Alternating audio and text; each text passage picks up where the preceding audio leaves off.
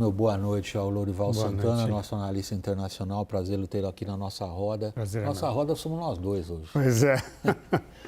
A gente vai se dedicar agora à situação internacional, tendo como especial ponto o segundo dia de reuniões em Moscou entre o Xi Jinping, que alguns chamam já de imperador da China, e Vladimir Putin, que já é imperador da Rússia. Ambos declararam, ao longo de 14 documentos assinados de cooperação, eles deram muita ênfase ao lado econômico.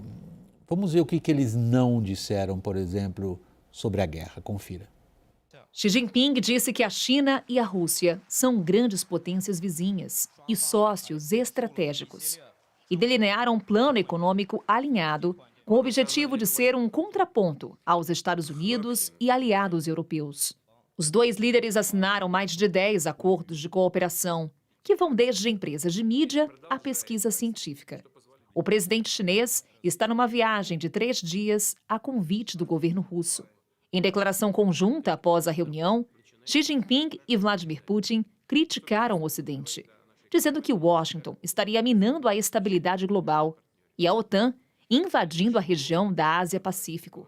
Os dois presidentes também falaram sobre a guerra na Ucrânia, mas sem avanços rumo ao fim do conflito.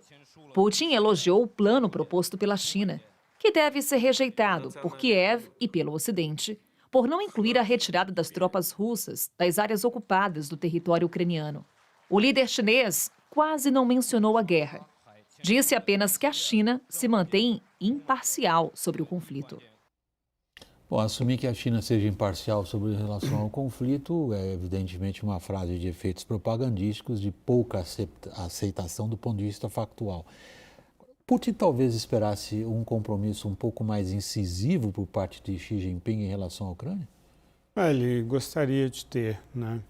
Mas a simples presença do Xi Jinping durante 3 dias em Moscou, no meio de uma guerra de agressão como essa, já é um apoio fenomenal para um Putin muito isolado e uma consolidação de uma parceria estratégica que o Xi só não quer chamar de aliança porque não envolve defesa mútua e não vai envolver. Você nunca vai ver russos lutando por chineses e chineses lutando por russos. Isso é cultural, histórica e geopoliticamente impossível. Mas esse apoio que a China tem dado à Rússia tem sido vital. Você não precisa dar armas pesadas para um outro país, você pode dar dinheiro para esse país comprar no bazar mundial, certo? É o caso que a China está fazendo. A China está ganhando vantagem porque ela consegue comprar, sobretudo, energia com um grande desconto. Desconto ou não, a Rússia aí arrecada. William, 50% do gás russo hoje vai para a China.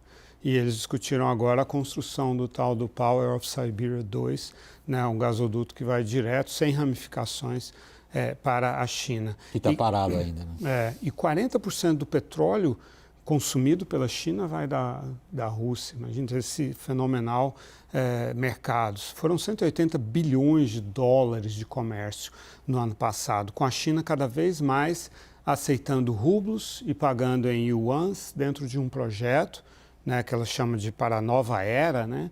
É escapar do dólar, basicamente. Escapar da dominância do dólar, enfim.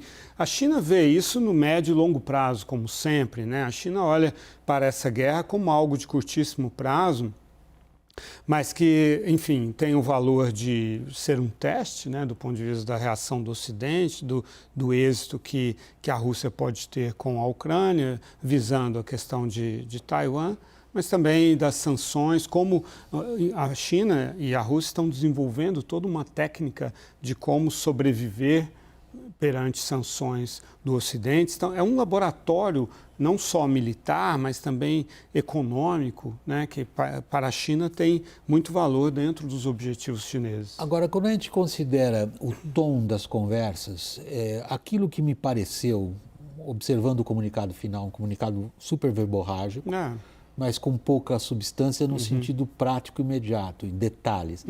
Mas, vamos dizer, o desenho de uma grande aliança anti-ocidental foi reiterado pelo Xi Jinping nos mesmos termos das principais reuniões dele, do PC e da Assembleia e do que vamos chamar de parlamento chinês nos últimos tempos. Putin, nesse sentido, parece ser o irmão menor nessa aliança. É a inversão de papéis do que historicamente havia, né? Quer dizer, houve um período no século XIX, a China e a Rússia tinha uma proeminência sobre a China não reconhecia isso, a China se considerava o centro do mundo, mas a Rússia conseguia ali até territórios da China afastando o Ocidente, os países da Europa, né? E até Estados Unidos. Mas aí depois a Rússia realmente, como União Soviética, virou o grande irmão, chamado assim, a partir de 1949, Revolução Comunista na China. Agora a China inverte essa história, né? Assim, a China é o grande irmão e acho que o Putin nem protesta em relação a isso. A Rússia passa a fornecer energia para a China e também um guarda-chuva nuclear mais amplo, teoricamente, porque há dúvidas quanto Sim, aí é por hipótese. a prontidão do arsenal nuclear russo, mas ele é infinitamente maior do que o arsenal chinês, né? Então, a China, por sua vez, fornece tecnologia, chips, semicondutores, tudo isso que está sendo banido para a Rússia, embora também, em parte, esteja sendo banido para a China. Os russos estão precisando desesperadamente de munição.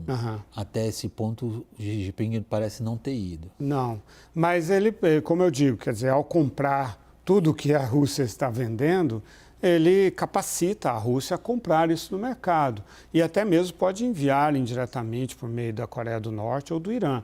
A Rússia está recebendo munição da Coreia do Norte e do Irã, né? Então, assim, não é um grande problema a China não fornecer armas diretamente para a Rússia, mas o apoio econômico e diplomático que a China brinda à Rússia acaba se estendendo ao sul global, né? Porque aí todos esses países da África que já estão propensos a ficar simpáticos à Rússia, ao ver a China no barco também, né, acabam se sensibilizando mais com as questões da Rússia, e isso é importante hoje. Lorival Santana, muito obrigado, sempre muito bem-vindo aqui à nossa roda de dois. Pois é, um prazer. Boa noite, Lorival. Boa noite.